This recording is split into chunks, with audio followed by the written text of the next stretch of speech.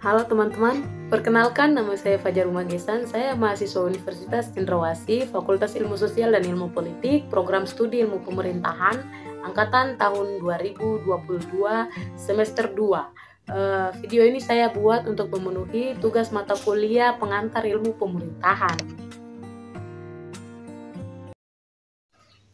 Ya, baik teman-teman. Di sini saya akan membahas sedikit tentang pemerintahan sebagai kebutuhan, sumber utama dari buku Makna Pemerintahan, tinjauan dari segi etika dan kepemimpinan oleh Muhammad Riaz Rashid. Ya, dari dalam bacaan yang saya baca ini, yang dapat saya pahami, yang dapat saya jelaskan juga ke teman-teman adalah peradaban kehidupan manusia pada zaman mereka belum mengenal pemerintahan atau pemerintahan belum ada di tengah-tengah mereka. Ternyata manusia pada zaman itu tuh mereka tuh hidup berkelompok atau ya berkelompok, berkomunitas-komunitas. Jadi mereka tuh tidak membaur antar satu dengan yang lain, tapi mereka hidup itu dalam kelompok-kelompok. Lalu mereka ini hidup juga berpindah-pindah tempat. Mereka tidak tinggal di satu tempat saja, tapi mereka terus berpindah. Di sini Hobbes mengatakan bahwa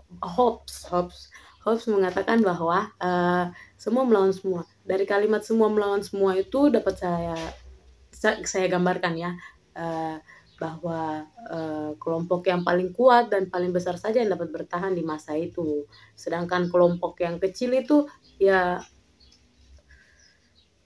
kelompok lemah ya, bukan besar. Kelompok lemah itu yang akan ditindas.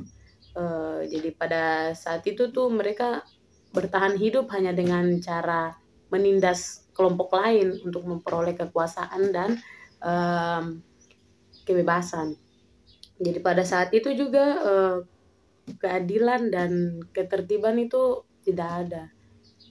Karena memang tidak ada peraturan atau apapun yang mengikat supaya membuat mereka tuh berpikir-pikir untuk melakukan sesuatu. Pada saat itu kan tidak ada.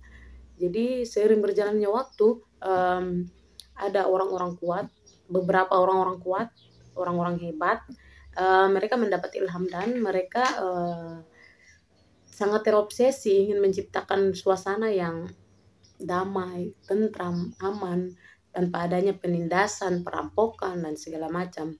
Jadi mereka di situ mereka berkumpul dan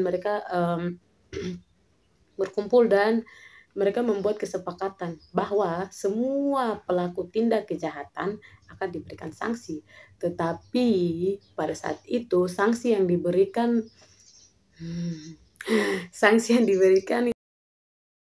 itu tindak penyiksaan fisik. Jadi orang yang buat kejahatan akan disiksa. Seiring berjalannya waktu, perkembangan zaman mulai modern, mereka sadar bahwa yang mereka lakukan ini salah. Jadi mereka berembuk kembali dan memutuskan bahwa mereka akan membuat sebuah institusi yang mengikat dan dapat membuat para pelaku kejahatan ini berubah dan bertobat.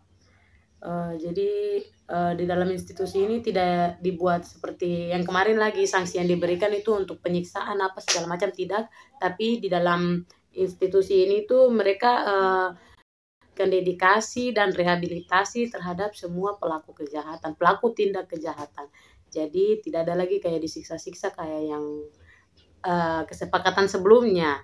Dan mereka sudah mulai maju, mulai buat institusi ini. Jadi di situ sudah mulai adanya penjara.